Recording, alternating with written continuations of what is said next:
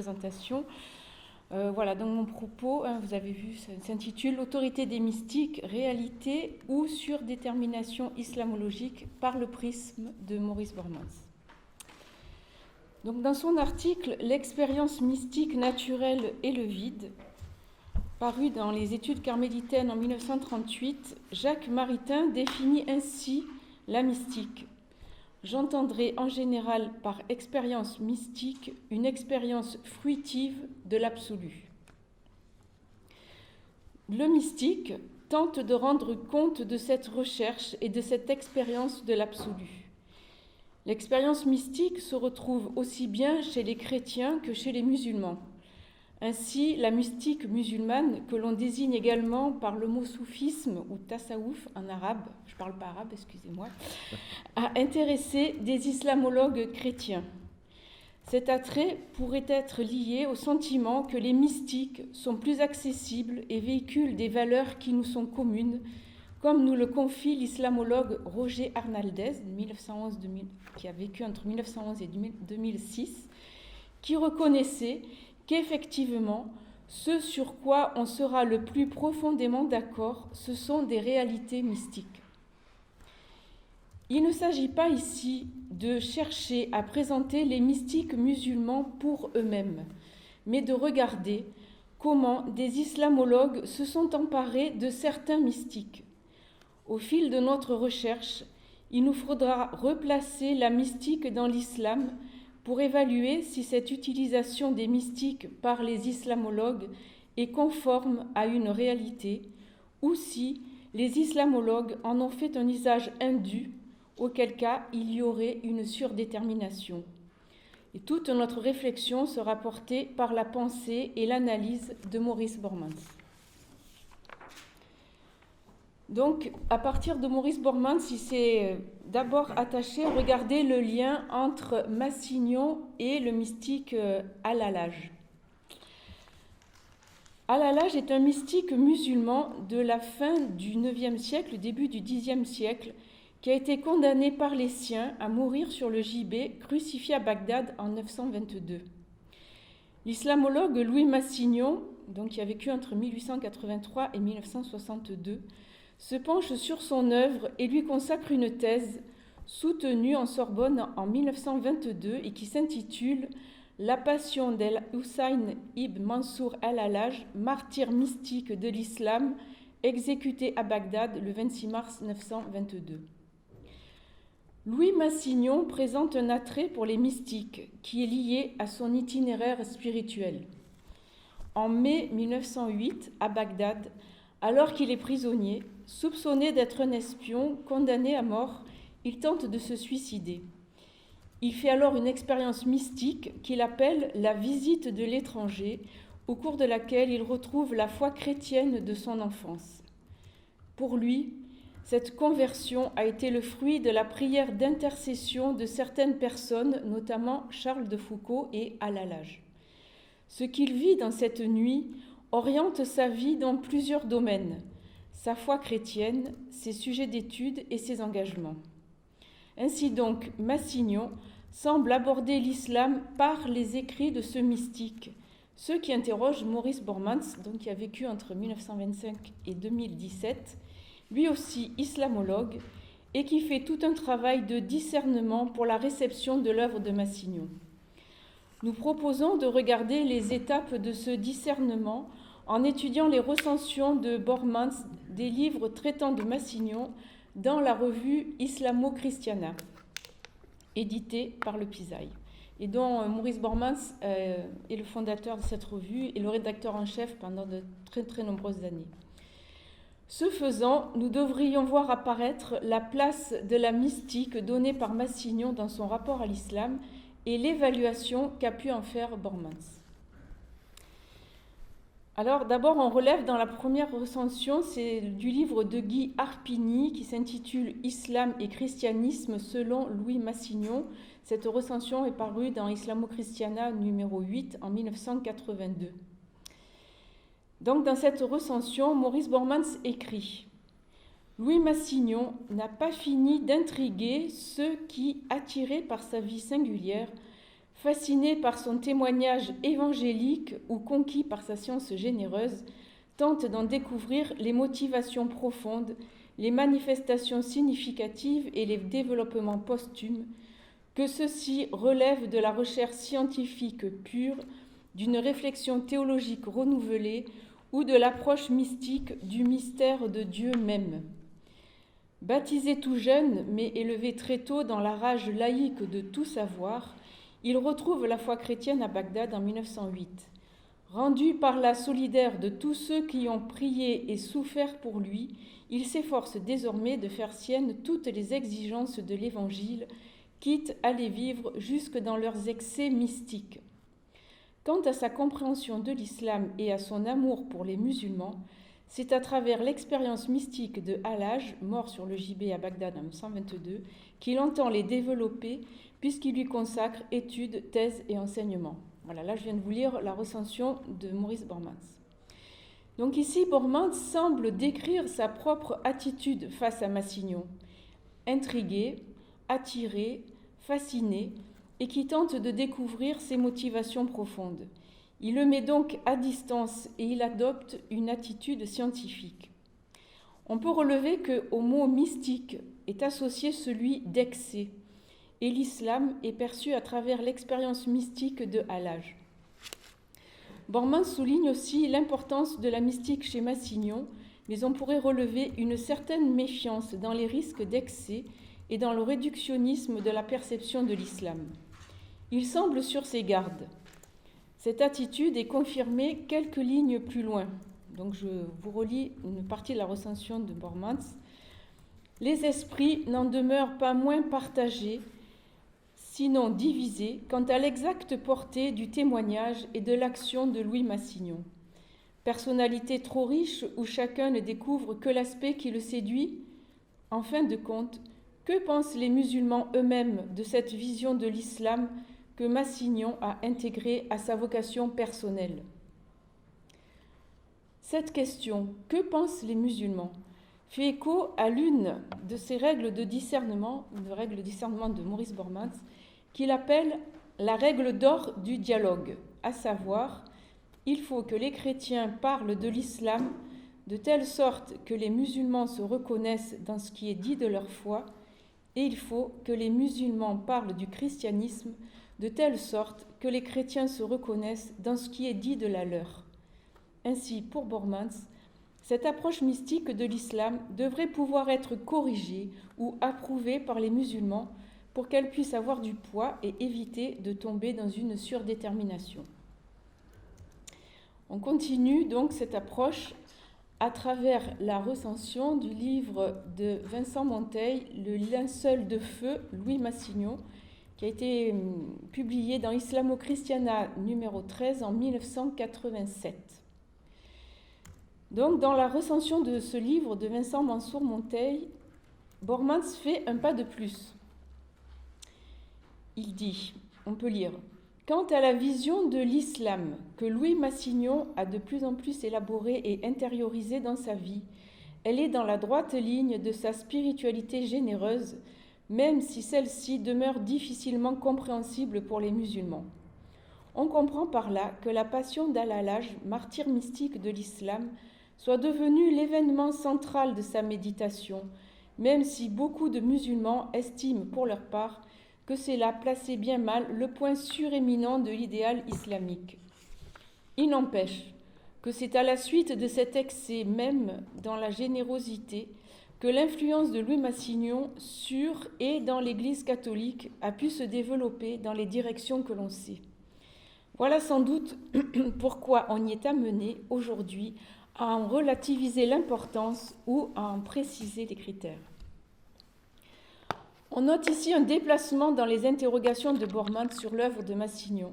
Il relève à la fois l'importance de la spiritualité de Massignon, qui le pousse à entrer dans l'islam par la porte mystique, et il constate un paradoxe.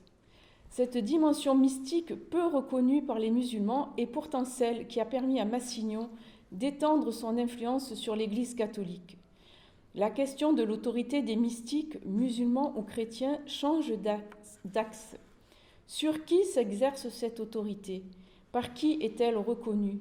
Il semble bien y avoir ici une surdétermination de la mystique musulmane, puisque les musulmans estiment que c'est là placé bien mal le point suréminent de l'idéal islamique. La mystique d'Al-Hallaj aurait-elle été reçue de la même façon si elle avait été portée seulement par des musulmans? Ensuite, dans la recension du livre, donc c'est Louis Massignon, Mystique en dialogue, donc paru dans Islamo-Christiana numéro 19 de 1993, Bormans écrit « Ces nouveaux documents permettent de mieux approcher et apprécier celui qui demeure pour beaucoup un maître et un modèle dont il faut savoir vivre l'esprit et continuer la générosité dans les contextes interculturels et interreligieux renouvelés qui sont les nôtres aujourd'hui. » Donc on relève ici un changement de ton. On ne sait pas s'il rejoint ce « beaucoup » qui voit dans Massignon un maître et un modèle. La position de Bormans est en tout cas d'en retenir son esprit et de faire évoluer sa pensée dans les contextes actuels. Il semble donc lui reconnaître une certaine forme d'autorité qui ne peut s'exercer qu'en ayant contextualisé sa pensée. Indirectement et sous-entendu, l'apport mystique de Massignon est reconnu. On fait encore un pas de plus avec la recension du livre de Pierre Rocalve qui s'intitule Louis Massignon et l'islam, place et rôle de l'islam et de l'islamologie dans la vie et l'œuvre de Louis Massignon, qui est paru dans Islamo-Christiana numéro 20 de 1994. La recension du livre de Pierre Rocalve vient confirmer et affiner ce que pense Bormans de l'œuvre de Massignon. Il rappelle ce que l'on peut trouver dans la première partie de ce livre intitulé « Ce qu'est l'islam pour Louis Massignon ». Il ne relève que les titres des chapitres de cette partie. Chapitre 1, les sources de la pensée de Louis Massignon. Chapitre 2, ce qu'est le Coran pour lui. Chapitre 3, ce qu'est Muhammad pour lui. Mais il développe davantage son commentaire du chapitre 4, le chapitre 4 qui développe la place du soufisme en islam pour lui, en insistant sur l'importance de l'apport de ses travaux sur le soufisme et en démontrant que c'est par ce soufisme qu'il y a sainteté en islam. Ce chapitre entier consacré au soufisme rappelle l'importance de la mystique dans la pensée de Massignon, mais le fait que Bormans dévoile davantage du contenu de ce chapitre nous indique qu'il suscite son intérêt. Il apporte un élément de plus et pique notre curiosité en relevant que Massignon lie soufisme et sainteté en islam. La mystique musulmane ouvre de nouvelles perspectives. Maurice Bormans cite quelques passages de ce qu'il a lu et il semble faire siennes les pensées de l'auteur. Alors je vous cite. « La particularité, peut-être la plus remarquable de Massignon, a été de révolutionner l'islamologie, de marquer l'Église de son temps, d'être sans doute l'orientaliste le plus respecté par le monde musulman, alors que les principaux points d'application de son œuvre, à part Abraham, sont relativement mineurs ou anomaliques. La personnalité et la légende de Hallaj, celle de Fatima, Salman Pak ou des Sept Dormants, étaient des terrains d'études largement méconnus, à contre-courant de l'opinion publique ou académique. Et pourtant, à partir de ces thèmes, il a bousculé bien des idées reçues sur les sources bibliques de l'islam, le Coran, l'orthodoxie sunnite, le soufisme, et il a grandement renouvelé l'approche scientifique. On perçoit donc ici que la réception de l'œuvre de Massignon continue d'interroger, de déranger, mais on ne peut nier son influence certaine. Ce qui est souligné est qu'il a renouvelé l'approche scientifique sur l'islam en s'appuyant sur des points mineurs. C'est une démarche singulière. Il s'est laissé guider et il a donné une grande part au spirituel et il a ainsi bousculé bien des idées reçues. Dans le livre, toujours, Louis Massignon, Écrit mémorable, dont la recension est parue dans Islamo-Christiana numéro 35 en 2009, Bormans fait la recension suivante. Chez lui, le chrétien, le savant, l'homme d'action se répondent et se renforcent l'un l'autre dans une perspective transhistorique. Selon l'histoire, tout s'évanouit dans le passé commun. Selon la perspective transhistorique, chacun de nous est une personne créant librement une destinée qui a valeur de décret. Le temps de chacun est uni à celui de tous par la communion et non pas la communauté. La perception du sens de l'histoire chez Massignon révèle un autre élément, celui de communion au lieu de communauté. Faudrait-il envisager cette communion sur le modèle de la communion des saints ? Rien n'est dit ici du rôle de la mystique dans cette communion, mais dans la recension de Pierre Aucalve, dont je vous avais parlé, Bormans avait souligné que pour Massignon, c'est par le soufisme qu'est la sainteté en islam. Et dans sa recension, Bormans conclut « Tel est le message qui semble émerger de tous ces articles comme de ces livres. Il s'adresse à tous ceux qui osent, comme Abraham, accueillir les autres comme des hôtes de Dieu, messagers à leur tour du seul étranger que tout croyant est en attente d'accueil. » Massignon a développé une spiritualité de l'accueil de l'autre, de l'hospitalité, où l'accueillant devient l'accueilli et fait l'expérience de Dieu. C'est ce qui anime toute sa démarche et c'est le cœur de son œuvre. Au final, c'est essentiellement cette dimension spirituelle et mystique que retiennent les héritiers de Massignon. Il a su montrer que ces chercheurs de Dieu, désirant le rencontrer, sont disposés à toute rencontre avec l'autre, avec majuscule ou sans majuscule. La mystique ferait alors ici autorité dans le domaine de la rencontre entre croyants. Dans le livre de Dominique, la recension du livre de Dominique Millet-Gérard, qui s'intitule Paul Claudel, Louis Massignon, correspondance entre 1908 et 1953. Cette recension a été publiée dans Islamo-Christiana 43, numéro 43 en 2017. Donc, Maurice Bormans fait la recension de ce livre et j'ai souligné qu'il s'agit de la toute dernière recension de Maurice Bormans dans la revue Islamo-Christiana puisqu'il décède la même année en 2017. Cette curieuse coïncidence nous montre une dernière fois combien Massignon aura occupé les recherches de Bormans et l'aura interpellé. On a vraiment l'impression que Bormans a essayé de faire... il a fait... Dès qu'il y avait quelque chose qui était publié concernant de près ou de loin Maurice Bormans, il a pratiquement fait toutes les recensions. Il retient la synthèse suivante.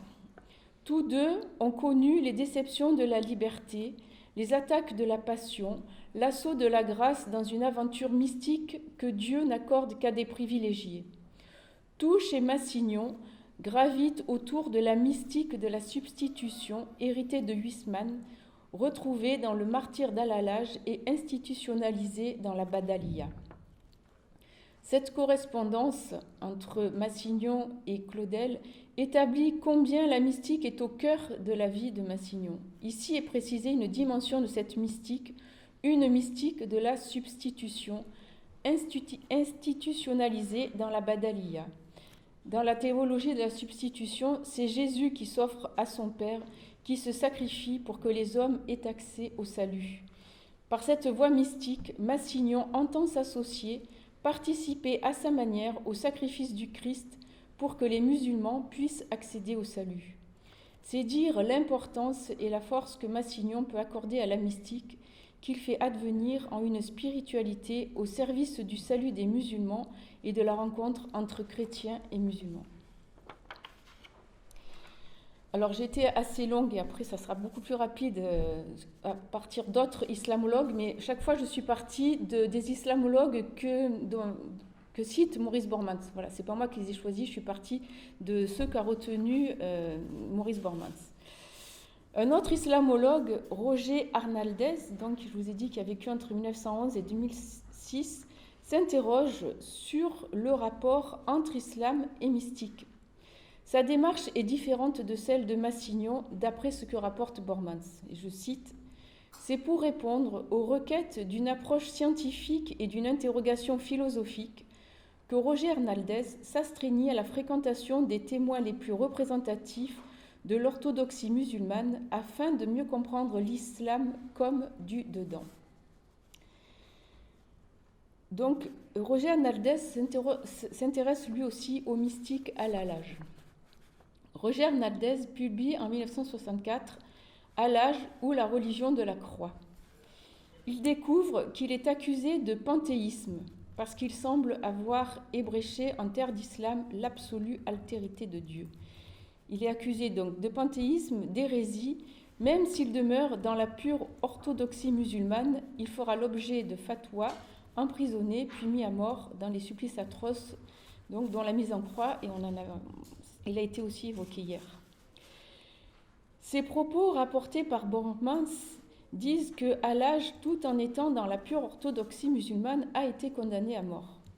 Cela laisse entendre que l'orthodoxie musulmane apprécie peu les mystiques et ce dernier en particulier. Et pourtant, il fascine Arnaldez. Comme dans le cas de Massignon, on retrouve cette non-juxtaposition entre intérêt porté par les islamologues sur ce mystique et sa reconnaissance dans l'islam. On peut donc conclure une nouvelle fois que les islamologues ont surdimensionné l'autorité des mystiques dans l'islam.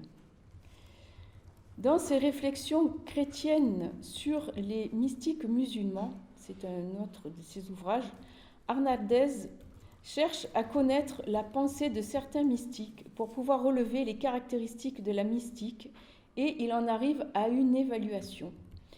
Dans une lettre adressée au père Bormans en date du 24 février 1986, il confiait ceci.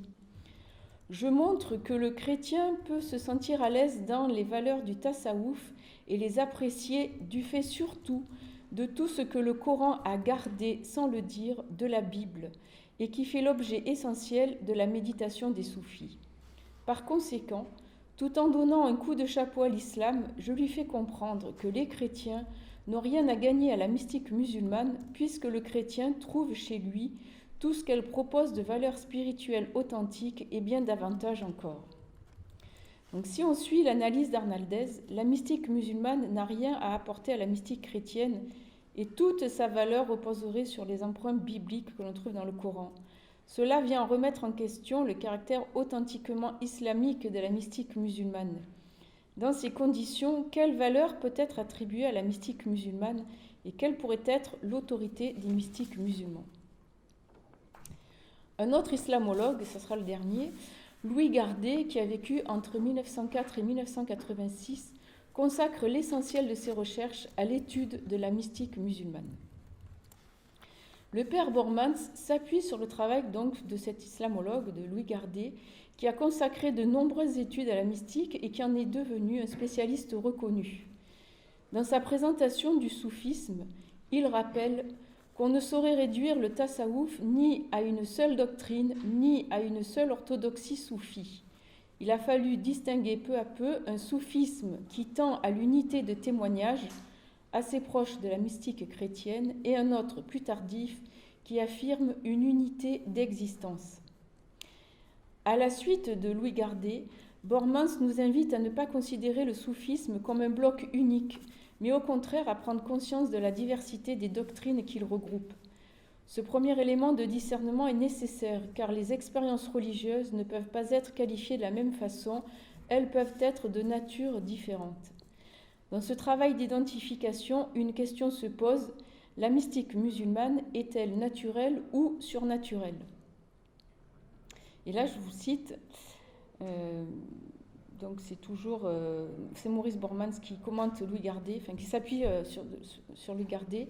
La mystique naturelle est définie par Louis Gardet comme étant l'expérience fruitive d'un absolu, où l'on peut passer d'un absolu à l'absolu avec l'article défini.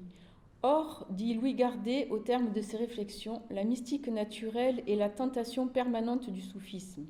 Mais on ne saurait jamais dire que tout le soufisme est uniquement mystique naturelle, suite à une certaine correspondance à des grâces divines.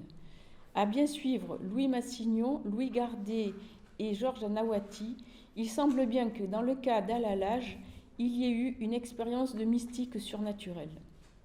Cette approche, en distinguant mystique naturelle ou surnaturelle, fait apparaître une nette différence entre la mystique chrétienne, toujours surnaturelle, et la mystique musulmane, plus souvent naturelle. Ce qui est intéressant, c'est de relever que la mystique musulmane ne peut être uniquement qualifiée de naturelle.